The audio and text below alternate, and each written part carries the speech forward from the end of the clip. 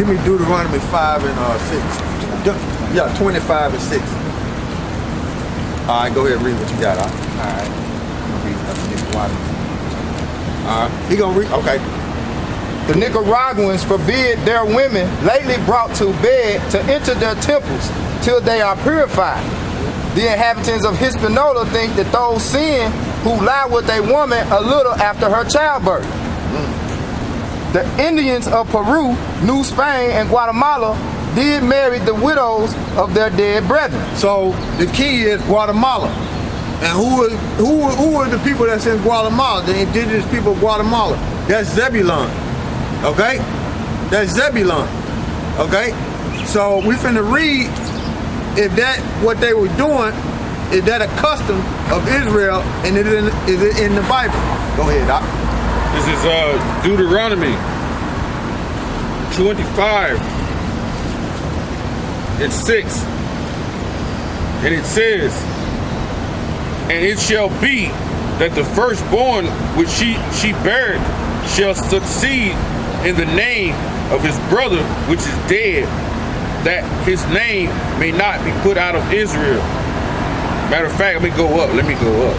Verse 5, if brethren dwell together and one of them die and have no child, the wife of the dead shall not marry without unto a stranger. Her husband's brother shall go into her and have take sex. Come. Okay, that's what that means. Have sex with her. Go ahead. Her husband's brother shall go into her and take her to him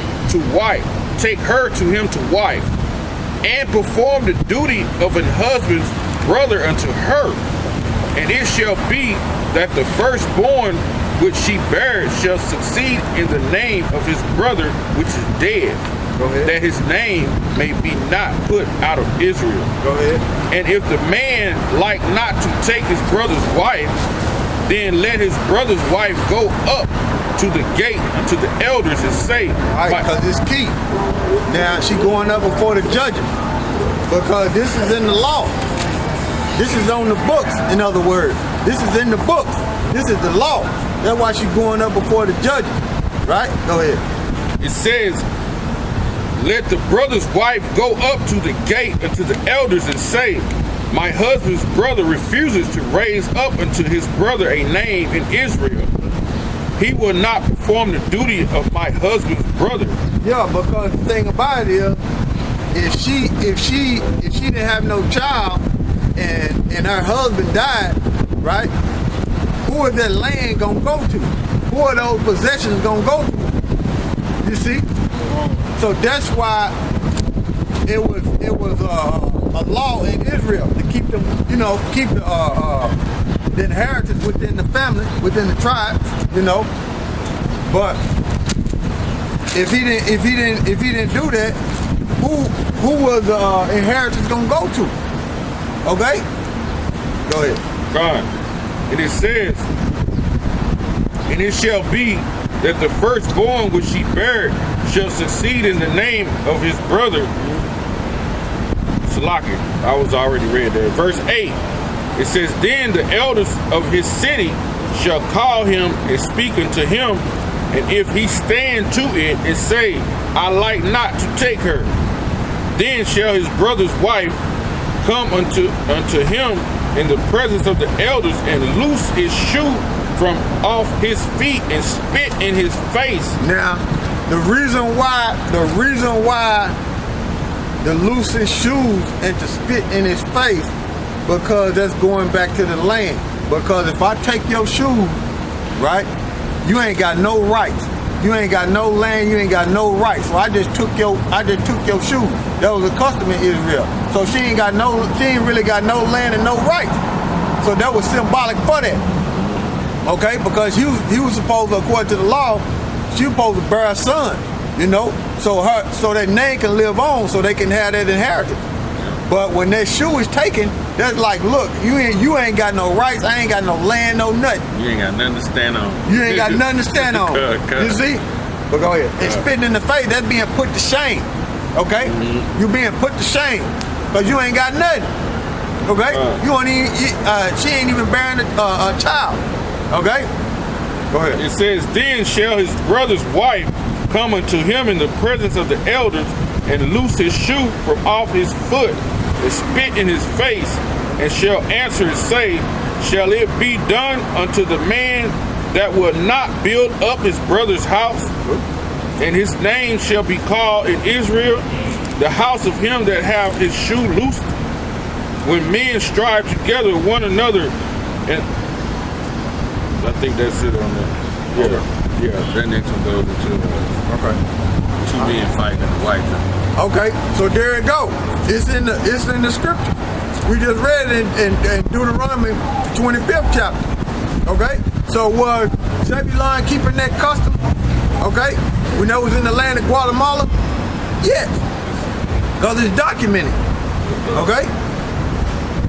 All right. Now read it again. Yeah.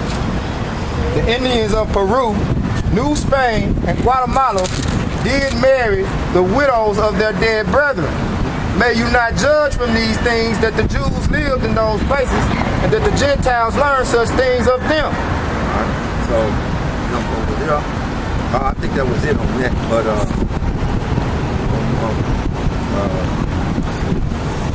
oh yeah, this dealing with this right here dealing with saying that did y'all read Second Ezra? Yeah. All right, we'll hold that. We'll hold that. We'll hold that for later. But that's information right there in this book. And I'm gonna show it. I'm gonna have the brother show it to you, so you'll see what we were reading. Right? Right? So you'll see what we were reading. The highlighted part.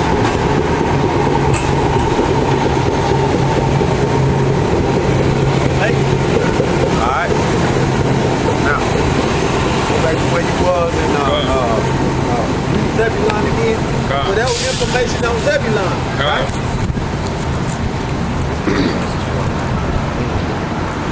This, Genesis 49:13. Zebulon shall dwell at the haven of the sea, and he shall be for an haven of ships. So we already established, right, that Zebulon is what? From Guatemala to Panama. We showed you that it's a haven of ships. It's a cove. It's a small inlet bay with water on both sides supporting two land masses. We already showed you the history on how the people operated through the law, statutes, and commandments. That them particular people went by the law, statutes, and commandments, and they kept them, right? Okay, go ahead. And he shall be for an haven of ships, and his border shall be unto Zidon. Zidon. We showed you where that was the Phoenicians and the Almanacs. We showed you that history, right? Now we're gonna go on to another tribe. Go ahead. Verse 14. Issachar is a strong ass. It said Issachar is a strong ass, right? So that Issachar, who is Issachar? Issachar, when you look it up, the word Issachar is Yah-Shashkar. That's the proper way of saying it, right? And those are the so-called Mexicans, right? That was the name given. The Lord gave him Yah-Shashkar, but Esau gave him the Mexicans, right? Go ahead, read that again. Verse 14. Issachar is a strong ass. Strong ass, man. Right? Go ahead. Couching down between two burdens. Lying down between two burdens, right? Now, donkey is a stubborn animal, but he's basically like a hard worker when he gets to working. Right? You know? Go ahead. And he saw that the rest was good, and the land that it was pleasant, and bowed his shoulder to bear, and became a servant unto tribute. Okay, read it again. Start over. Verse 15. And he saw that the rest was good, and he saw that the rest was good, right? Right when you go into that, that's the siesta, right? The so-called Mexicans, they hard workers, right? Because that's their nomen omen. Nomen omen is like a name prediction. He is hired, right? So they work real hard, but when it's time for them to take breaks, they normally in a day they're gonna take an hour, hour and a half, sometimes 2 hours. And you might be wanting to know, man, y'all gonna finish my car. Y'all sit there chilling, drinking beer, but they gonna get to it, believe me. Cause you didn't see them put a roof up in 30 minutes. They just put one up across the street from me. And then when it get late on in the evening, you ever notice it'd be more of them that'll leave another job and come help them than who ain't done. You know, that's being together, man. Yeah. But Jake ain't like that. All right, and that's why them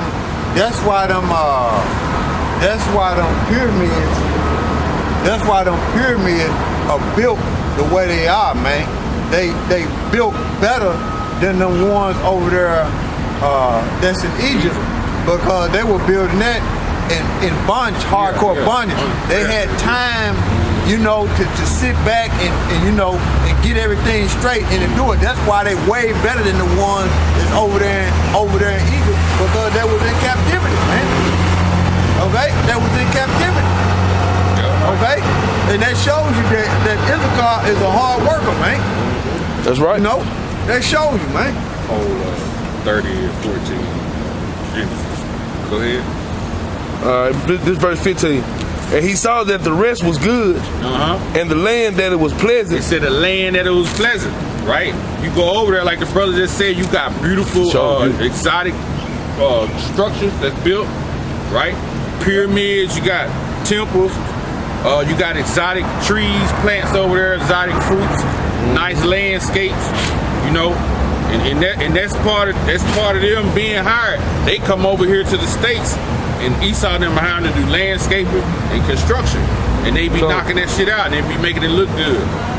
You know, that's just they nomen, man. Go ahead and read Genesis 30. Hold there, read that. This is Genesis chapter 30, verse 14. And Reuben went in the days of wheat harvest and found mandrakes. Mandrakes are like a herb. It's like it looks like a sweet potato kind of. Yeah, like a carrot. Yeah, like a carrot, sweet potato. Yeah. And it's used for is to make you feel like you're high, kind of. Yeah. Go ahead. Damn. So Jake don't be out there looking for mandrake. Jake smoke weed, eat some mandrake. Well, you know, I guess we found some. And Reuben went in the days of wheat harvest and found mandrakes in the field and brought them unto his mother Leah. Go ahead. Then Rachel said to Leah, give me, I pray thee, of thy son's mandrakes. So she was finna try to get the mandrakes to get her who? Jacob, right? Go ahead. Verse 15. And she said unto her, is it a small matter that thou hast taken my husband? And wouldest thou take away my son's mandrakes also? Leah was jealous, man. You know, even though Jacob really loved Rachel, when he first seen her, he fell in love with her, but it was Israel's custom to have the oldest daughter first. So he had to work 7 years. He got Leah first. Jacob brought Leah in there. When you read the story, in the tent that night, he thought he was finna get Rachel, but he had Leah. So he had to work. Laban, yeah, he brought her in there. So he had to work 7 more years, right? So them girls. Laban, and don't get it twisted when you look up the word Laban, it means white. White, yeah. That's all it is. It mean in a nutshell, meaning harmless. Because didn't nothing happen between him and Jacob when Jacob left with all that stuff. Don't try to say that was the so-called Laban, the so-called white man. When you look it up and they say white. Niggas will do that too. Say Esau. They'll do that trying to say Esau. Verse 15. And Rachel said, therefore he shall lie with thee tonight for thy son's mandrakes. Go ahead. Verse 16. And Jacob came out of the field in the evening, and Leah went out to meet him and said, thou must come in unto me, for surely I have hired thee with my son's mandrakes. She have hired thee with thy son's mandrakes. Go ahead. She hired him, right? Yeah. He got hired for cheap. And to nowadays, it'd be like you got hired for some weed. It's just a root. All right, go ahead. You got hired for shit. Go ahead. Read it. Go ahead. Thou must come in unto me. For Man, sure. don't get it too. Let me say this. Don't get it twisted. Don't be smoking no weed. But that shit ain't no good for you. Don't be Motherfucker smoking no destroy you weed. every day. That's right. Go ahead.